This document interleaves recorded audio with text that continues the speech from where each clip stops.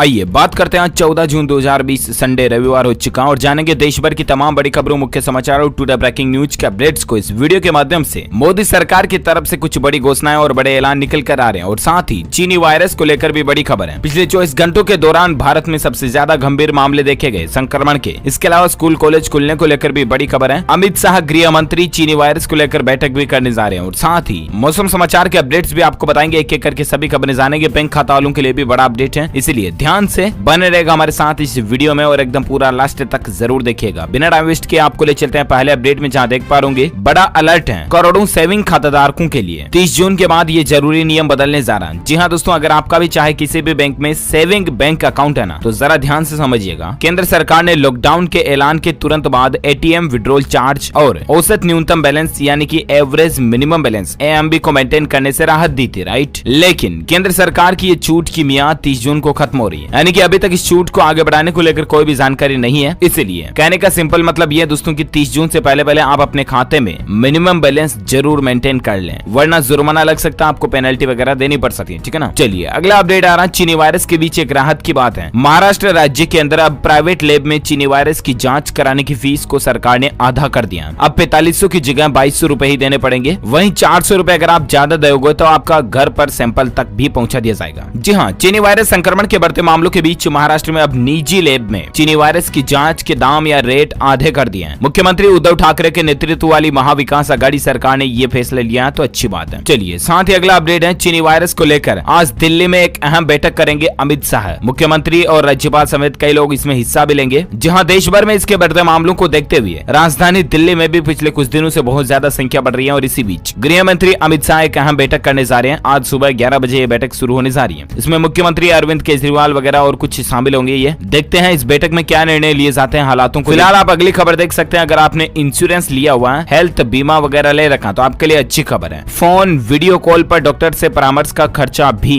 Claim कर सकेंगे policy धारक। हेल्थ इंश्योरेंस लेने वालों को बड़ी राहत मिली है। जी हाँ, insurance regulatory and development authority of India यानी कि इरडा ने दोस्तों इंश्योरेंस कंपनियों से कहा है कि टेलीमेडिसिन चार्ज को भी हेल्थ कवर में गिना जाए। इरडा के इस फैसले के बाद करोड़ों हेल्थ इंश्योरेंस पॉलिसी धारकों को चीनी वायरस के संकट के बीच फायदा मिलेगा। सीधा कहने का मतलब ये दोस्तों कि अगर आपने इंश्योरेंस ले रखा है और आप डॉक्टर को फोन पर बात करते हो, उसका रिचार्ज भी इंश्योरेंस कंपनियों को पे करना पड़ेगा। इतना क्लियर फायदा आपको मिलेगा इसमें, तो ये अच्छी राहत की बात है। सरकार ने फैसला बदल दिया है। चलिए इसी बीच अगला अपडेट है। सचिन तेंदुलकर ने कहा कि तंबाकू अल्कोहल का विज्ञापन नहीं करने के पीछे पिता से उन्होंने वादा किया। वाओ, दरअसल आपने देखा होगा दोस्तों कि कई सारे बड़े बड़े स्टार्स भी होते हैं, वो तंबाकू, दारू, अल्कोहल वगैरह का एडवर्टाइजमेंट करते हैं, राइट। लेकिन सचिन तेंदुलकर कभी ऐसा नहीं करते हैं और इस बात के पीछे उन्होंने खुलासा किया कि उनके पापा ने, उनके पिताजी ने उनको मना किया था और इसलिए पिता से उन्होंने वादा किया था। क्यों? क्योंकि दोस्तों जब कोई बड़ी हस्ती ऐसे चीजों का एडवर्टाइज करते हैं ना, तो उसका इंप्रेशन नव युवक पीढ़ी पर भी जाता है, जो किशोरावस्था में लड़के लड़की होते हैं उन पर भी जाता है, समझ रहे हो ना। इसलिए वाकई में सचिन तेंदुलकर का दिल कितना अच्छा आप अंदाजा लगा सकते हैं। सिर्फ पैसों के लिए ये कुछ नहीं करते हैं, ये भारत के भविष्य को भी ध्यान में रख करके ही फैसला लेते हैं। ये बात आसानी से इससे पता चलती है। सचिन तेंदुलकर जी के लिए दोस्तों एक लाइक तो बनता है। अगर आपके भी फेवरेट क्रिकेटर है ये वन ऑफ द, तो एक लाइक जरूर कीजिएगा। वैसे मुझे कमेंट करके बताना दोस्तों कि अभी भारतीय टीम में से आपका फेवरेट क्रिकेटर कौन है, कमेंट करके बताइएगा जरूर। और चलिए फिलहाल अपन आगे बढ़ते हैं अगले अपडेट में, जहां देख पाएंगे कि सरकार ने विपक्ष की मांग को पूरा कर दिया। दिल्ली की फर्म को मिली ऑडिट की जिम्मेदारी। जी हाँ, दरअसल आपको पता होगा दोस्तों कि पीएम केयर्स फंड को लेकर कांग्रेस वालों का बहुत ज्यादा पेट दुख रहा है और वो बहुत दिनों से ऐसा बोल रहे हैं कि इसकी जांच कराओ, क्योंकि पीएम मोदी जी कहीं घोटाला वगैरह तो नहीं कर रहे। तो ऐसे में फाइनली पीएम मोदी जी ने ये आदेश दे दिया कि अब पीएम केयर्स फंड की ऑडिट हो सकेगी। स्वतंत्र ऑडिटर को 3 साल तक के लिए नियुक्त कर दिया। इससे कुल मिलाकर के जितने भी विपक्ष के लोग हैं उनका दर्द खत्म हो जाएगा ना। चलिए अगली खबर है, पीएम धन लक्ष्मी योजना में सरकार महिलाओं को दे रही बिना ब्याज 5 लाख रुपए तक का लोन। ऐसी खबरें सोशल मीडिया पर वायरल हो रही है, मैं नहीं बता रहा हूँ, ध्यान रखिएगा। लेकिन इन खबर को आप कोई एक्शन लो, इनको फॉर्म भरो वगैरह, इससे पहले इसकी हकीकत जरूर जानिएगा। सरकार ने खुद दोस्तों पीआईबी फैक्ट के जरिए ये क्लेरिफिकेशन दिया कि ये खबर सोशल मीडिया पर फेसबुक, व्हाट्सएप, ट्विटर, इंस्टाग्राम कहीं पर भी चल रही है तो ये बिल्कुल फेक है। केंद्र सरकार की ऐसी कोई भी योजना नहीं है जिसके तहत महिलाओं को 5-5 लाख रुपए का बिना ब्याज के लोन दिया जा रहा हो, समझ रहे हो ना। तो ऐसी कोई भी प्लानिंग फिलहाल सरकार की नहीं है, ये खबर बिल्कुल फेक है, ठीक है। आप किसी के झांसे में ना आ जाएं और यूं ही अपना पैसा बर्बाद ना कर दें, इसलिए मैं आपको बता रहा हूँ। चलिए इसी बीच अगला अपडेट है, चीनी वायरस से लड़ने के लिए डाकघरों में भी होगी हैंड सैनिटाइजर्स की बिक्री। इस तरह का सिस्टम भी चालू किया जा रहा है। अब उत्तर प्रदेश लखनऊ के अंदर डाकघरों के अंदर भी आपको हैंड सैनिटाइजर देखने को मिल जाएगा, ठीक है ना। और साथ ही अपडेट है, उत्तर प्रदेश के मुख्यमंत्री योगी आदित्यनाथ ने 10 लाख से ज्यादा प्रवासी मजदूरों के बैंक खातों में 1 1,000 रुपए सहायता राशि के रूप में भेज दिए हैं। तो ये राहत की बात है। चलिए साथ ही अगला अपडेट है दोस्तों की पंजाबियों की जान बचाने के लिए आज से कुछ नए नियम लागू होने जा रहे हैं। जी हाँ, पंजाब सरकार ने दोस्तों पंजाब निवासियों की हेल्थ के लिए कुछ नए नियम लागू किए हैं और शनिवार और रविवार को लॉकडाउन में सख्ती रहेगी। किसी को घर से बाहर नहीं निकलने दिया जाएगा, सिर्फ ई पास वाले ही बाहर जा सकेंगे। एक जिले से दूसरे जिले में भी कोई नहीं जा सकेगा। जरूरत वाली दुकानें ही खुलेंगी, बाकी बाजार बंद रहेंगे। पंजाब के मुख्यमंत्री कैप्टन अमरिंदर सिंह का यह कहना है कि पंजाबियों की जान बचाने के लिए यह बड़ा कदम उठाया गया है। कुल मिलाकर के पंजाब में दोस्तों शनिवार रविवार से आज से ही सख्त लॉकडाउन लागू होने जा रहा है, सप्ताह में 2 दिन, है ना। तो इन बातों का ध्यान रखिएगा पंजाब निवासी। चलिए अगला अपडेट है एंड्रॉइड और iOS में आई Adobe Photoshop camera application. Photography के शौकीनों को इसमें बेहतरीन इफेक्ट्स फीचर्स वगैरह मिलेंगे। जी हाँ, चाहे एंड्रॉइड मोबाइल चलाते हो चाहे एप्पल मोबाइल चलाते हो, आपके लिए एक अच्छी खबर है दोस्तों। दरअसल आपने फोटोशॉप का नाम तो सुना होगा, जो कि कंप्यूटर में डेस्कटॉप विंडोज वगैरह के लिए आता है इतने दिन, लेकिन अब ये मोबाइल के लिए भी आ चुका है। डायरेक्टली आपको कैमरा फंक्शन के अंदर ये देखने को मिल जाएगा। इसके लिए Adobe Photoshop camera application play store पर आपको डाउनलोड करने को मिल जाएगी, जिसमें आपको अपनी पिक्चर क्वालिटी को बेहतरीन बनाने वाले इफेक्ट्स डिजाइन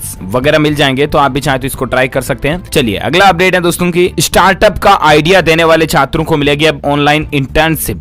जहां राष्ट्रीय प्रौद्योगिकी संस्थान NIT रायपुर के मीडिया ई सेल और इनोवेशन सेल की ओर से ऑनलाइन इंटर्नशिप करवाई जा रही है और इसके लिए कॉलेज ने ऑनलाइन रजिस्ट्रेशन भी शुरू कर दिए हैं। इस ऑनलाइन इंटर्नशिप में देश भर के स्टार्टअप और इनोवेटिव आइडिया के छात्र रजिस्टर होकर ऑनलाइन इंटर्नशिप कर सकते हैं। तो ये आप ज्यादा जानकारी स्क्रीन पर देख सकते हैं। चलिए साथ ही अगला अपडेट हम बात करें आज चीनी वायरस से संबंधित कुछ अपडेट्स की। तो देख पा रहे बड़ी खबर कि देश में चीनी वायरस से अब तक 9,205 लोगों की जान जाने की खबर है। अनऑफिशियल डेटा है ये। ऑफिशियल डेटा के मुताबिक दोस्तों अब तक भारत में कुल 3,08,993 केस हो चुके, जबकि 8,884 लोगों की जान चली गई। लेकिन पिछले 24 घंटों के दौरान जो बढ़ोतरी हुई उसमें मीडिया रिपोर्ट्स के मुताबिक आज ही 315 लोगों की से भी ज्यादा की जान गई। महाराष्ट्र में 126 मरीजों ने दम तोड़ा, जबकि तमिलनाडु में अब तक सबसे ज्यादा 30 जान जाने की खबर है। और इसी बीच दोस्तों देश भर में इससे संक्रमण से जान जाने वाले लोगों की संख्या का आंकड़ा 9,205 तक पहुंच गया। जबकि अब भी दोस्तों बढ़े हुए मामलों की बात करें तो 24 घंटे में सबसे ज्यादा 11,811 मरीजों की बढ़ोतरी हुई है। पीएम मोदी ने मंत्रियों के साथ संक्रमण से निपटने की तैयारियां भी शुरू कर दी हैं और देश में अब तक टोटल 3,21,000 से भी ज्यादा केस हो चुके हैं। एग्जैक्ट आंकड़ों की अगर बात करें तो अभी तक 3,21,406 से ज्यादा संख्या हो चुकी है। और इसी बीच चीनी वायरस को लेकर और एक अपडेट देख सकते हैं कि स्वास्थ्य मंत्रालय ने जारी की इस वायरस के लक्षणों की एक नई लिस्ट। पीएम मोदी ने लिया देश भर के हालातों का जायजा। जहां स्वास्थ्य मंत्रालय की तरफ से कुछ नए लक्षण जारी किए गए, वो भी इस तरह के मरीजों में अब देखने को मिल रहे हैं। नई सूची के मुताबिक दोस्तों बुखार, कफ, थकान, सांस फूलना, सूखी खांसी और डायरिया ये लक्षण इस चीनी वायरस के हैं, तो जरा ध्यान रखिएगा। साथ ही अपडेट है कि दिल्ली में आज 2134 नए मामले देखने को मिले, 57 लोगों ने दम तोड़ा। और एक खबर देख सकते हैं कि अब भारत की ये कंपनी बनाएगी चीनी वायरस के इलाज में एक कारगर दवा रेमडेसिविर। जी हाँ दोस्तों, दुनिया भर में चीनी वायरस के इलाज में रेमडेसिविर को सबसे कारगर दवा माना जा रहा अब तक है। इस दवा का उत्पादन अमेरिकी फार्मास्यूटिकल्स कंपनी गिलीड साइंसेज करती है। कंपनी भारत समेत दुनिया के 127 देशों में इस दवा की आपूर्ति भी करती है, लेकिन अब इस दवा का उत्पादन एक भारतीय कंपनी भी करेगी। इसके लिए गिलीड साइंसेज ने भारत में हैदराबाद की दवा निर्माता कंपनी डॉक्टर रेड्डीज लेबोरेटरी के साथ करार किया। तो भारत में आपको ये चीजें देखने को मिल जाएगी।